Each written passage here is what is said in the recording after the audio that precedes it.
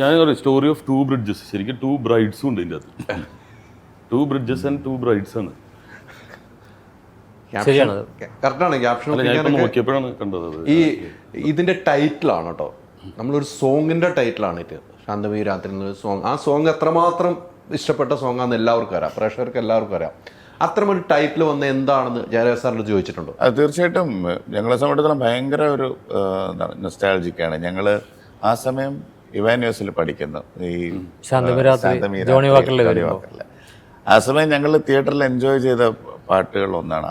ആ സമയത്ത് എനിക്ക് തോന്നുന്നു സ്റ്റൈല് ഡിഫൈൻ ചെയ്തൊരു മൂവിയാണ് അത്. ടോട്ടലി ഒരു വ്യത്യസ്തപ്പെട്ട ഒരു എന്താണ്, കോസ്റ്റ്യൂമിലാണെങ്കിലും ഡാൻസ് ആണെങ്കിലും വില്ലൻ്റെ പ്രസൻറ്റേഷനിലാണെങ്കിലും ആ സമയത്ത് ഞങ്ങളെല്ലാം ഒത്തിരി ഇഷ്ടപ്പെട്ട പാട്ടും പടവും.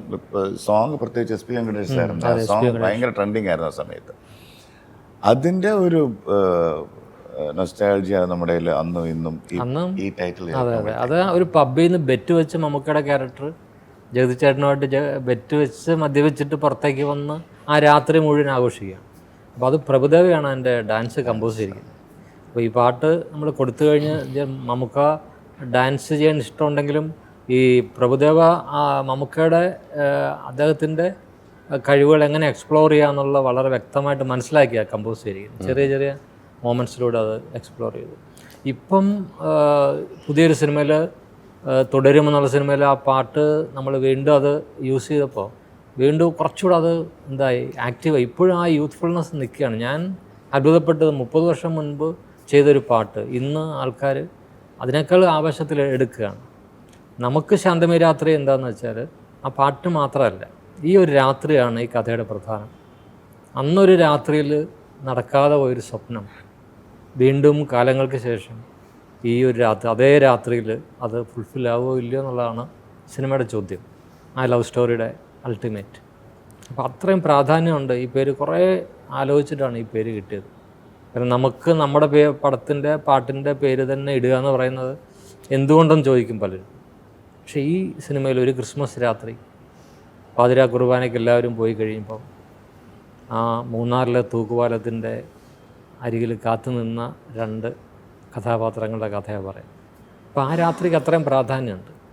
അല്ല, ഈ ഇപ്പോഴും സാറ് പറഞ്ഞു വരുമ്പോൾ ഈ പാട്ടിൻ്റെ പ്രാധാന്യം എത്രമാത്രം ഉണ്ടെന്ന് നമുക്ക് മനസ്സിലാവുന്നത്. ഈ പാട്ട് ഇപ്പോഴും നമ്മുടെ മനസ്സിലുള്ള പാട്ട് തന്നെയാണ്. ഇത്ര ഒരു പേരിട്ടപ്പോഴും ആ ഒരു ദിവസത്തെ രാത്രിയിലെ ക്രിസ്മസ് രാത്രിയുടെ കഥയാണെന്ന് പറയും. പക്ഷേ ഇപ്പോഴും ഈ ഇത്തരം പാട്ടുകൾ, ഇപ്പോൾ നമ്മൾ ഇത്ര വർഷങ്ങൾക്ക് ശേഷം ഈ പാട്ട് ചർച്ച ചെയ്യുവാണ്. ഇപ്പോൾ ഇറങ്ങുന്ന പാട്ടുകൾ ജാസ്തി ഉൾപ്പെടെയുള്ളവരായിരിക്കും. ഇപ്പോൾ ഇറങ്ങുന്ന പാട്ടുകൾ ഇങ്ങനെ ചർച്ചയ്ക്ക് നിൽക്കാതെ പോകുന്നുണ്ട്. പാട്ടുകൾ വരുന്നു, നമ്മൾ മറന്നു പോകുന്നു. പണ്ടത്തെ പോലെ നമ്മുടെ ഹൃദയത്തിൽ ആഴത്തിൽ തറയ്ക്കുന്നില്ല പല പാട്ടുകളും. അത്തരമൊരു പ്രവണത ഈ മലയാള സിനിമയിൽ പാട്ടുകൾ വരുന്നുണ്ട്. ജാസിയുടെ ഒരു കാഴ്ചപ്പാടിൽ എങ്ങനെയാണ്? എനിക്ക് സോങ് ഒരു സീസണലായിട്ട് എപ്പോഴും ഫീൽ ചെയ്തിട്ടുണ്ട്. ഒരു സീസണിൽ അതിപ്പോൾ ഞങ്ങൾ പെർഫോം ചെയ്യുന്നതുകൊണ്ട് ഞങ്ങൾക്കൊരു സീസണിലെ പാട്ടുകളെന്ന് നമുക്ക് പറയാൻ പറ്റും. അത് അല്ലാതെ ഇല്ലാതില്ല. പക്ഷെ പാട്ടുകൾ ഒരു ഇൻഫ്ലുവൻസ് ചെയ്യുന്ന പാട്ടുകൾ ഒത്തിരി വരാറുണ്ട്. പഴയതിനെക്കാട്ടിലും എനിക്ക് തോന്നാറുണ്ട് ഇൻഫ്ലുവൻസ് ചെയ്യാറുണ്ട്.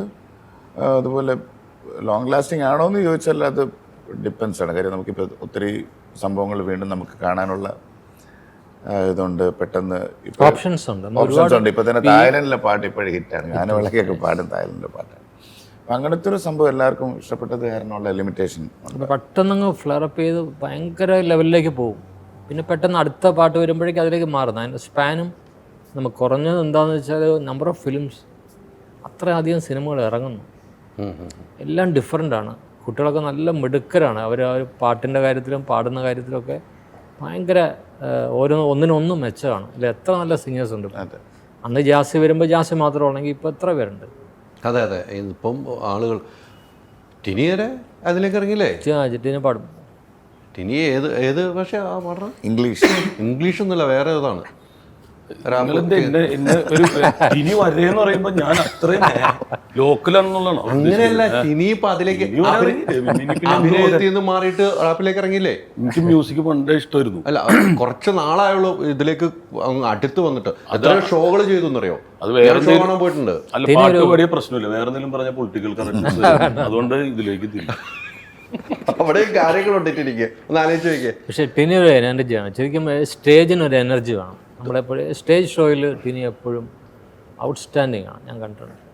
അല്ല ഇപ്പോൾ ഞാൻ കുറേ ഷോ ഇവിടെ എറണാകുളത്തൊക്കെ പല ഷോയും നടത്തിയിട്ടുണ്ട്, ടിനി എടുത്തിട്ടുണ്ട്. അപ്പോൾ സാറ് പറഞ്ഞത് ഇപ്പം അന്ന് ജാസി ഉണ്ടെങ്കിൽ ഇപ്പോൾ ഒത്തിരി ആളുകൾ വന്നു തുടങ്ങിയിട്ടുണ്ട്. ടിനിക്ക് പണ്ട് തൊട്ട് മ്യൂസിക്കിലാണ് താല്പര്യമെങ്കിലും അല്ല, ജാസി വരുമ്പോൾ ഒരിക്കലും ഒരാൾക്ക് എൻ്റർ ചെയ്യാൻ പറ്റാത്തൊരു സമയത്ത് വന്നേക്കുന്നത്. ഇപ്പം ഞാൻ കുറേ നിമിത്തങ്ങളല്ലേ, ഈ ശാന്തമീ രാത്രി എന്ന് പറഞ്ഞ ആ പടത്തിൻ്റെ സെലക്ഷൻ ഉണ്ടായിരുന്നു ആ സിനിമയ്ക്ക്. ആ സിനിമക്ക് അതിൽ കോളേജ് സ്റ്റുഡൻസ് ആയിട്ട് അപ്പോൾ സെലക്ട് ചെയ്യാവുന്ന സാറിൻ്റെ അസോസിയേറ്റ് ആണ്, വൈറ്റും വൈറ്റ് നമ്മുടെ ഗാർഡിൻ്റെ ഒക്കെ ഡയറക്ടർ ഹക്കീമ. അപ്പോൾ കോളേജിൽ വരുമ്പോൾ നമ്മുടെ സൂപ്പർ സീനിയേഴ്സ് ആണ് ബാബുരാജ്, അങ്ങനെ ടീം. അവരന്ന് സിനിമ അഭിനയിച്ചിട്ടുള്ള അപ്പം ഇന്ന് പുള്ളിയുടെ സുഹൃത്ത് JP-നെ സെലക്ട് ചെയ്തിരുന്നു.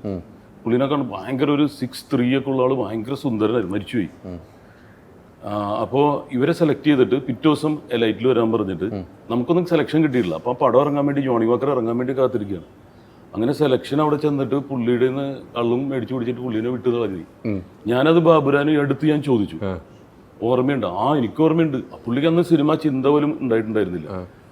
അപ്പോൾ ഈ സെലക്ട് ചെയ്ത പിള്ളേരെ കാണാൻ വേണ്ടിയിട്ട്, കാരണം അതൊരു ഭാഗ്യമാണ് മമ്മൂക്കയുടെ ഒപ്പം അഭിനയിക്കുന്നത്. അന്ന് കയറി കണ്ടിട്ട് അതിപ്പോൾ കാണിച്ചാലും, ആ ജോണി വാക്കർ എന്ന സിനിമ ഇപ്പോൾ കാണിച്ചാലും, ഈ പബ്ബും ഇതൊക്കെ അന്ന് ആ സാമിയുടെ വരവും എല്ലാം ഇപ്പോഴും, അതായത് ഇപ്പോഴാണ് ഇലുമിനാട്ടി എന്നൊക്കെ പറയുന്നത്, പക്ഷെ നമ്മളതിൽ ആ സാറ്റൻ സേവയും മറ്റു സാറ്റൻ സേവ ആ ടീമിൻ്റെ ഒക്കെ സാറ് അന്ന് പിക്ചറൈസ് ചെയ്തു. സാറാണ് ഇതിനൊക്കെ പ്രചോദകം ആയതെന്നും എനിക്ക് സംശയം. ഇപ്പൊ അതിന്റെ സെക്കൻഡ് പാർട്ട് ചെയ്താലും ഇപ്പൊ ആ സിനിമ കാണിച്ചാലും അത് റിലീസ് ചെയ്താലും ആൾക്കാർ ഈ ട്രെൻഡിന്റെ ഒപ്പം നിൽക്കും. അതൊരു ഭാഗ്യമാണ്. അപ്പൊ അങ്ങനെ ഞാൻ പെട്ടതല്ല, എൻ്റെ ഭാഗ്യമായിട്ടാണ്. അതിനാലും പറഞ്ഞു, ഞാൻ പെട്ടതല്ല, ഞാൻ കേറിയതാണ് സാറിൻ്റെ ടീമിൽ. അതുപോലെ തന്നെ ജാസിയുടെ ഒരു സ്റ്റേജിലെ ഒരു പ്രസൻസ് ഭയങ്കര, പ്രത്യേകിച്ചും ലജ്ജാവതിയെ പാടും. ഇപ്പോഴും അവസാനത്തെ പാട്ടായിട്ട് ലജ്ജാവതിയെ പലരും വെക്കുന്നത്. കാരണം അത് പാടിക്കഴിഞ്ഞാൽ പിന്നെ വേറൊരു പാട്ട് അതിൻ്റെ മേലെ വന്ന് ഡാൻസ് ചെയ്യാൻ പറ്റില്ല. അതെ അതെ അതെ അതെ. അല്ല, നമ്മളിപ്പോൾ സ്റ്റേജ് ഷോയിൽ ലിസ്റ്റ് ഇടുമ്പോഴും ലജ്ജാവതി ഒരു ഹൈലൈറ്റ് ആണ്. ആൾക്കാർ ഓൾജൻ സോങ് ആണത്. അതാണ് നമ്മൾ ഇപ്പോഴത്തെ പിള്ളേരും, എൻ്റെ മോൻ ഗിറ്റാറൊക്കെ വായിക്കുന്നതാണ്. അപ്പോൾ അവനൊക്കെ അത് ഭയങ്കരമായിട്ട് ഇഷ്ടമുള്ള പാട്ട്, അതിൻ്റെ കോഡ്സ് വായിക്കാനും ഇതൊക്കെ വായിക്കാനും. അപ്പോൾ അത് വൺസ് ഇൻ എ വൈൽ ഉണ്ടാവുന്ന ഒരു അത്ഭുതമാണ്. അവരോടൊപ്പം സഹകരിക്കാൻ പറ്റും. ഈ ശാന്തമീരാത്രിയിൽ 7 പാട്ട്, ആ മാർഗഴി എന്നുള്ള പാട്ട് നമ്മളെ ഹോണ്ടിങ് ആണ്. ഭയങ്കര രസമാണ്. അതെപ്പോഴും നമ്മുടെ മനസ്സിൽ ഇങ്ങനെ ഈ 7 പാട്ട് ചെയ്തിട്ടും മോഡേൺ പാട്ടുകൾ ഒരുപാടുണ്ടായിട്ടും അതിലെ മെലഡിയാണ് ഇപ്പം ഭയങ്കരമായിട്ട് ആൾക്കാർ ഇഷ്ടപ്പെടുന്ന മാർഗഴി എന്നുള്ള പാട്ട്. അത് ജാസ് തന്നെ പാടിയിരിക്കുന്നു. അത് 2 ലൈൻ നമുക്ക് വേണം തീരാറാകുമ്പോൾ. ഇവരുടെ കൂടെ ഇപ്പം നമ്മൾ ഇപ്പോൾ ഗൂഗിളിൽ ഇരിക്കുന്നുണ്ട്, ഇത്രയും സീനിയർ ആളുകളുടെ അടുത്താണ്. അപ്പോൾ ലൊക്കേഷനും ഒത്തിരി കഥകൾ കേട്ടിട്ടുണ്ടാവും അല്ലേ? ലൊക്കേഷനിൽ നമുക്ക് ഓർമ്മയിൽപ്പെടുത്തുന്ന ഇവരെല്ലാവരും കൂടെ ഇരിക്കുമ്പോൾ ഒത്തിരി കഥകൾ പറഞ്ഞിട്ടുണ്ടാവും. അവനധികം കഥയായിട്ട് ഒന്നും മരുഭൂമിയിലായിരുന്നു, ഇത് ഫുൾ ഹൈ റേഞ്ച് ആയിരുന്നു.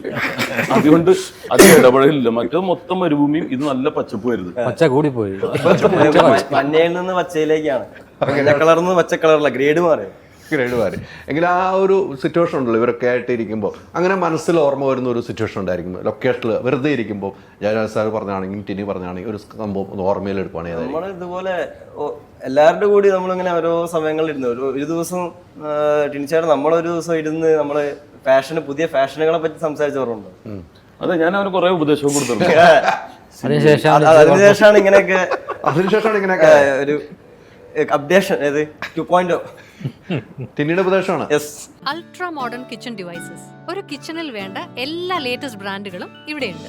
ലോകോത്തര ബ്രാൻഡുകൾ, original products, wide range. MyG future.